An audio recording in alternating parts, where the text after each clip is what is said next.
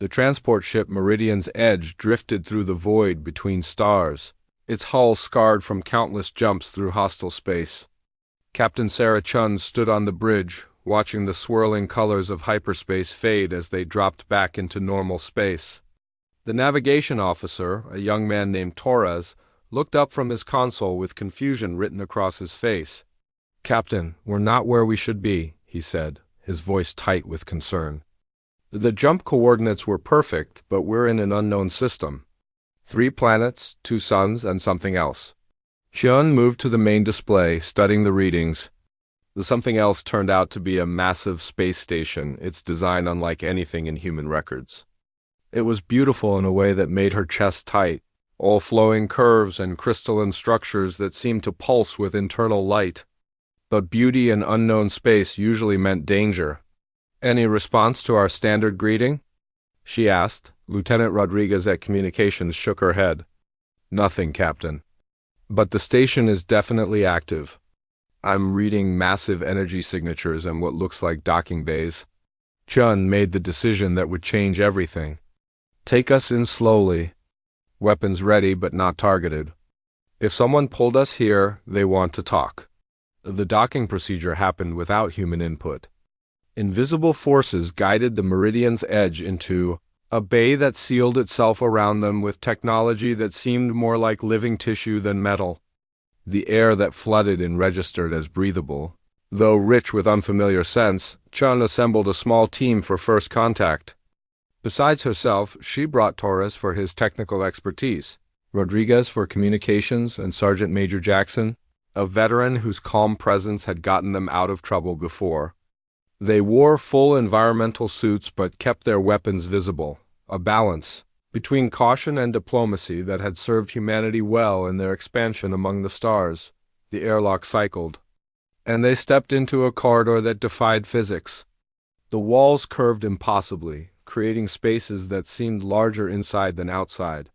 Soft light came from everywhere and nowhere, and the floor beneath their boots felt warm and yielding, almost organic.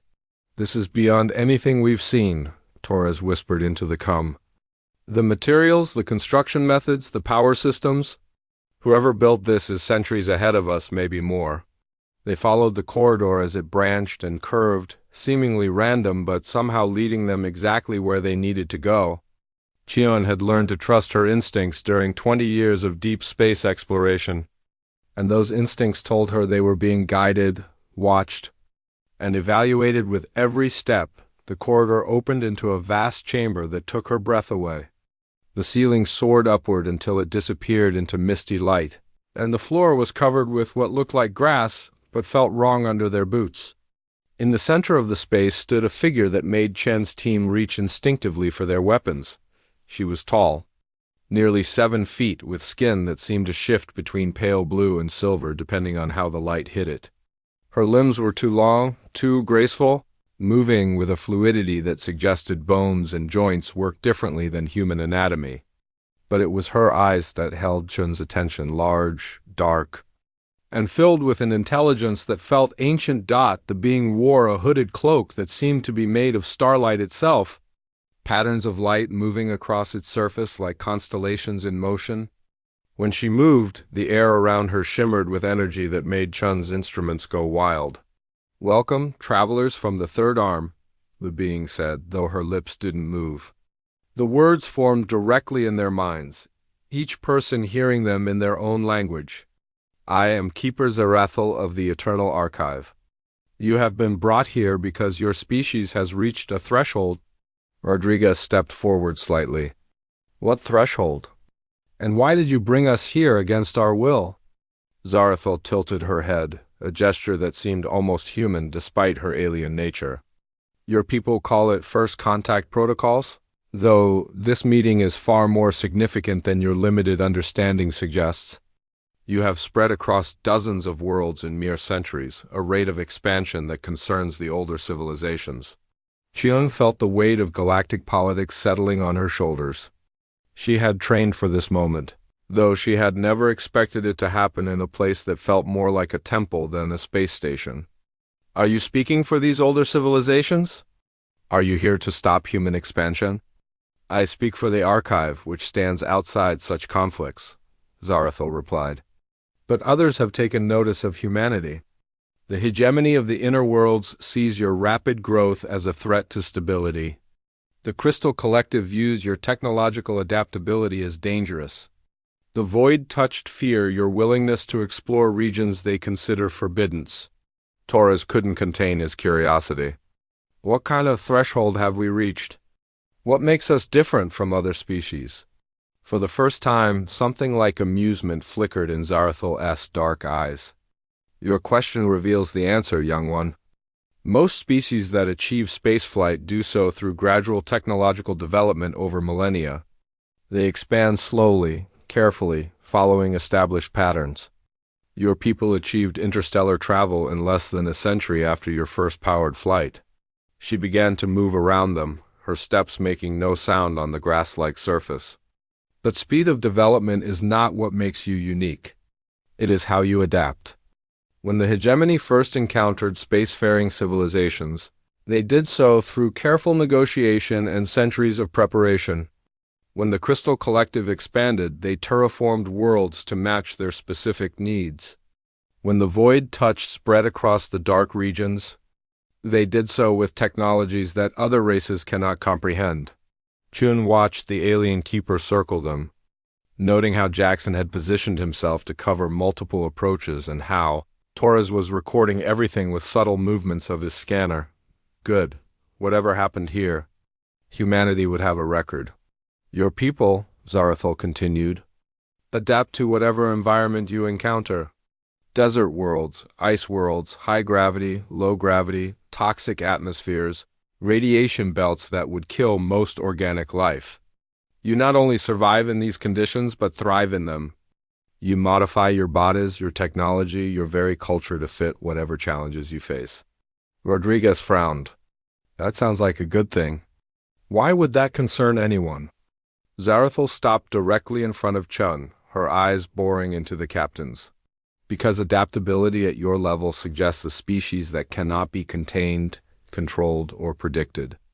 The established powers of this galaxy have maintained stability for over 10,000 years, through careful balance and mutual restraint. Humanity represents chaos. The temperature in the chamber seemed to drop several degrees. Chiang felt the weight of her team's attention, knowing that her next words could determine the future of human space exploration. She had trained for diplomatic missions, but nothing had prepared her for representing her entire species to galactic civilization. What does the archive recommend? She asked carefully. The archive observes and records, but does not recommend, Zarathil replied. However, the eternal protocols require that any species reaching the threshold be given a chance to prove their worthiness to join galactic civilization. Jackson spoke for the first time, his gruff voice cutting through the formal atmosphere. What kind of test? Zarathil's attention shifted to the sergeant major, and Shun could swear she saw approval in those alien features. 3 challenges as old as the galaxy itself. The challenge of understanding, to prove your people can comprehend the complexity of galactic civilization. The challenge of restraint, to prove you can control your expansionist nature when necessary. And the challenge of unity, to prove you can work with species fundamentally different from your own. Torres looked up from his scanner. What happens if we fail? Failure results in quarantine, Zarathil said simply. Your species would be confined to your current territories and prevented from further expansion until you develop the wisdom to use your capabilities responsibly. This quarantine would last until your species evolves beyond its current limitations, which typically takes several thousand years. The implications hit Chun like a physical blow. Humanity trapped in a cosmic cage, their destiny decided by alien judges using criteria they barely understood. But she also heard opportunity in the Keeper's words. There was a test, which meant there was a chance. And if we succeed? She asked. For the first time, Zarathil smiled, and the expression transformed her alien features completely. It was warm, almost maternal, and filled with ancient kindness. Then humanity would be welcomed into the Galactic Assembly with full rights and protections. Your people would have access to technologies and knowledge that would advance your civilization by millennia in mere decades. Joan felt the weight of decision settling on her shoulders. She was just a ship captain, never meant to make choices that would affect billions of lives across dozens of worlds. But here she stood in a place between stars, being offered a choice between freedom and captivity for her entire species. "I accept the challenges," she said. Surprised by the steadiness of her own voice, Zarathul nodded slowly. "The choice was yours to make. Captain Sarah Chun, your psychological profile and command history mark you as a suitable reprise." The holographic data swirled around them like a three-dimensional puzzle made of light and mathematics. Chen watched her team work with the focused intensity that had made them the best crew in the human fleet. Torres had his scanner interfaced with the alien displays. Rodriguez was mapping communication patterns from the missing ships. And Jackson was doing what he always did, asking uncomfortable questions. "These disappearances," the sergeant major said, pointing at a cluster of red indicators in the display, "they're not random. Look at the timing." Chun moved closer to examine what Jackson had spotted. The missing ships had vanished at regular intervals, roughly every 47 standard days. The precision was too exact to be natural, but too predictable to be an ambush. "It's like something is feeding," Rodriguez said quietly. "Something that gets hungry on a schedule." Torres looked up from his scanner, excitement bright in his eyes. "Captain, I've been analyzing the energy signatures from the disappearance sites. The aliens are right that it's not a natural phenomenon, but they're wrong about everything else." Zarathul moved closer, her starlight cloak shimmering with what looked like anticipation. "What have you discovered, young human?" "It's not a creature and it's not a weapon," Torres explained, his words coming faster as his excitement grew. "It's a machine. Specifically, it's an automated system designed to collect something specific from ships that enter its territory." Chin felt pieces clicking together in her mind. "What is it collecting?" "Information," Rodriguez said, understanding dawning in her voice. The void-touched ships weren't being destroyed. They were being downloaded. Torres nodded enthusiastically. The energy patterns matched data transfer protocols, not weapon signatures. Something is copying every piece of information from these ships' navigation data, crew memories, cultural records. Everything, and then disposing of the originals to cover its tracks. Zarathul's dark eyes widened slightly. The first sign of surprise Chun had seen from the Ancient Keeper. That interpretation has never been suggested by any previous analysis. "What evidence supports this conclusion?" Jackson answered with the practical wisdom that had kept them alive through a dozen difficult situations. "Because humans have built systems exactly like this. We call them data mining operations. You set up an automated collector in a shipping lane, copy everything that passes through, and analyze it later. The only difference is scale." Chun studied the star charts with new understanding. The disappearances weren't random attacks or natural disasters. They were industrial espionage on a galactic scale. Someone was systematically stealing information from ships that passed through what they thought was empty space. "The question is who built it and why," she said. Aloud, Torres manipulated the holographic display, highlighting energy readings from the affected region. "Based on the technical sophistication, it has to be someone with technology superior to the void touched. But the operational pattern suggests they're trying to learn about galactic civilization, not attack it." Rodriguez added her own analysis. "The timing intervals suggest the system processes collected data for exactly 47 days, before it's ready to collect again. That's not biological hunger, it's computational processing time." Zarathul circled them slowly, her steps still making no sound on the strange grass-like floor. "Your analysis is unprecedented, but if you are correct, who would build such a system?" Chen looked directly at the Keeper, her instincts telling her that Zarathul knew more than she was revealing. Someone who wants to understand galactic civilization without being part of it. Someone who has been watching and learning but hasn't revealed themselves yet. The Keeper stopped circling and faced Chun directly. For a long moment, the chamber was silent except for the soft humming of the alien technology around them. Then Zarathul smiled, and the expression was both proud and sad. "The first challenge is complete," she announced. "In less than 6 hours, you have reached a conclusion that 3 different species failed to achieve in over a century of investigation. Your solution is correct. The system belongs to a civilization that has been observing galactic society from the void regions, learning and preparing." Torres practically bounced with excitement. "Preparing for what?" "That question leads to your second challenge," Zarathul replied. "The challenge of restraint. Your species' greatest strength is also its greatest weakness. You adapt and expand without limits, but some knowledge and some actions require wisdom to know when to stop." The holographic displays changed, showing a new set of data. This time, Chun saw star charts of human space, with expansion routes marked in blue and projected growth patterns extending into the future. The projections showed humanity spreading across the galaxy in mere centuries, a rate of expansion that would bring them into contact with every major civilization. "The observation posts you discovered are not the only ones," Zarathul explained. "The Hidden Watchers, as they call themselves, have been monitoring all galactic civilizations for millennia. They possess technology that makes even the Archive's capabilities seem primitive." Jackson frowned at the displays. "And they're planning to make contact?" "They are planning to act," the Keeper corrected. "The Hidden Watchers believe that galactic civilization has become stagnant, trapped in patterns of behavior that prevent growth and progress. They intend to disrupt the established order and force evolutionary change." June felt a chill of understanding. "They're going to start a war." "Not a war," Zarathul said. "Something far more subtle and dangerous.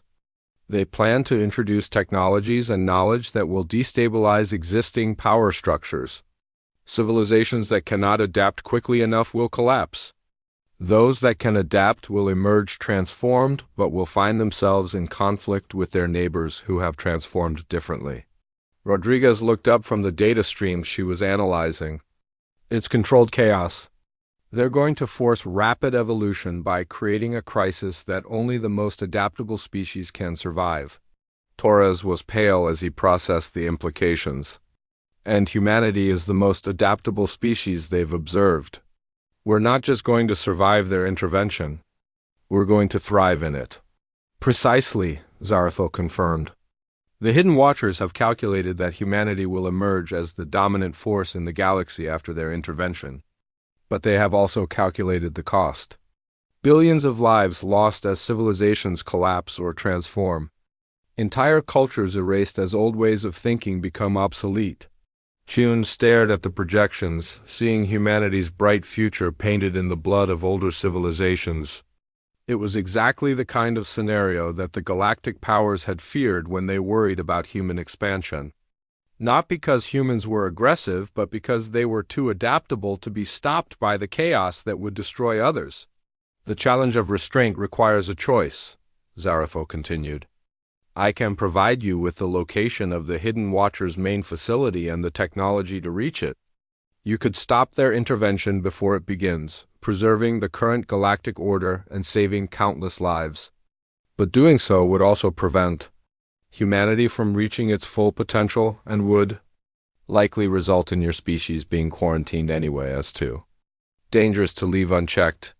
Jackson asked the question they were all thinking. "What's the alternative?" "You allow the intervention to proceed," the Keeper replied.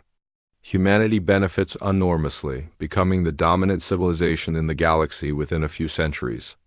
But you bear responsibility for every life lost in the chaos that creates that future." The weight of the decision pressed down on Chun's shoulders like a physical force.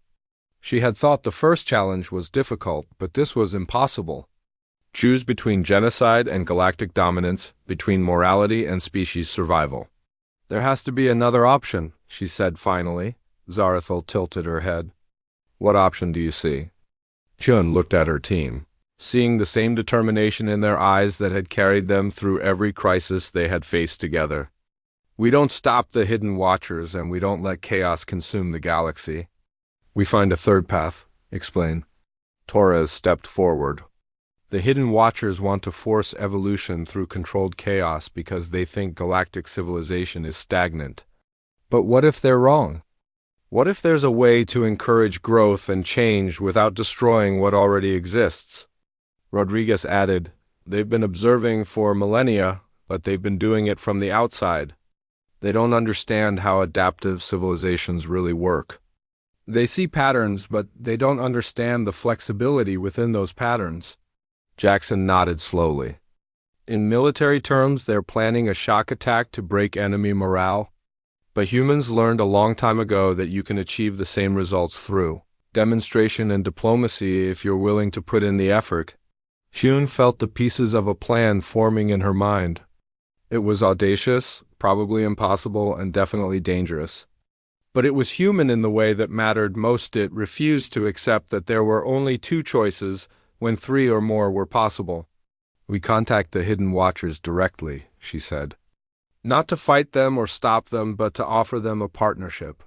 Humanity becomes their demonstration species, showing the galaxy that rapid adaptation and growth don't have to come through chaos. We prove that evolution can be cooperative ends. The silence in the chamber stretched like a held breath. June stared at Zarathil, processing the implications of what she had just heard. The Keeper stood before them without her cloak, and the similarities to human physiology were impossible to ignore. The proportions were different, the coloring alien, but the fundamental structure was familiar enough to be deeply unsettling. What are you saying? Torres asked, his voice barely above a whisper. Zarathil moved with that fluid grace to a section of wall that began to glow at her approach. The archive has maintained records for over 50,000 years. In that time, we have cataloged the rise and fall of countless civilizations, the evolution of species, the patterns that govern life in the galaxy. The wall displayed new images, star charts showing the movement of something across vast distances of space and time. Hyun recognized the pattern immediately. It was a migration route, but one that spanned millennia and covered most of the galaxy. 27,000 years ago, our people faced a crisis similar to what the Hidden Watchers planned to create, Zarathil explained. Our civilization had grown stagnant, trapped by our own success and unwilling to risk change. A faction among us decided that the only solution was dispersal and adaptation. Rodriguez leaned forward, studying the migration patterns. They spread across the galaxy, deliberately isolating populations to force evolutionary pressure. Not just evolutionary, Zarathil corrected. Cultural, technological, even spiritual pressure. Each group was sent to environments that would challenge them in different ways. Some were placed on worlds with hostile climates. Others were given limited technology and forced to develop from basic principles. Still, others were placed in situations that would test their ability to cooperate or compete. Jackson was examining the timeline with the eye of someone who had studied military history. A controlled experiment spanning thousands of years. They were testing which environmental pressures would produce the most effective civilization. Zarathil nodded. The archive maintained the records and observed the results. Most of the dispersed populations developed along predictable lines. They became more specialized, more adapted to their specific environments, but also more limited in their flexibility. Hyun felt understanding dawn like a sunrise. But one group was different. Your people, Zarathil confirmed. The group that became humanity was placed on a world that challenged them in every possible way. Extreme climate variations, diverse ecosystems, natural disasters, predators specifically designed to test adaptive capabilities. Most populations would have specialized to deal with specific challenges. Humans learned to adapt to anything. Torres was running calculations on his scanner, his excitement building as he processed the data. That's why human genetic diversity is so high compared to most spacefaring species. That's why we have such varied physical capabilities and cultural approaches. We were bred for adaptability. Not bred, Zarathil said gently. Challenged. There is a difference. The environmental pressures were real, the dangers authentic. Your ancestors earned their adaptability through 27 millennia of struggle and growth. Rodriguez looked up from her analysis of the cultural data streams. But if we're related, why doesn't anyone else know? Why haven't the other galactic civilizations made the connection? Because we chose to remain hidden, Zarathil replied. When the experiment was complete and we saw what humanity had become, we faced a choice. We could reveal ourselves and claim credit for your development, or we could allow you to forge your own path without the burden of genetic expectations. Chun felt the weight of galactic politics shifting again. You chose to stay hidden because you knew what the other civilizations would do if they learned humans were part of an ancient genetic experiment.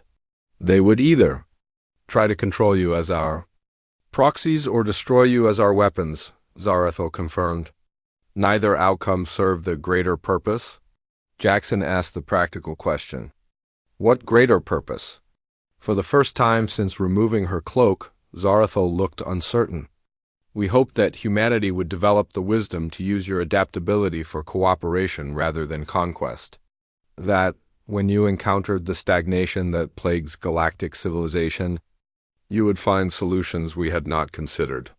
Chun studied the Keeper's alien features, seeing doubt and hope warring in those dark eyes. And now you're not sure we have. The Hidden Watchers represent our failure as much as anyone's, Zarathil admitted. They are the faction that chose dispersal 27,000 years ago, but they went further into the void than any others. They have watched the galaxy from the edges of space, growing bitter as they saw civilization become static and controlled.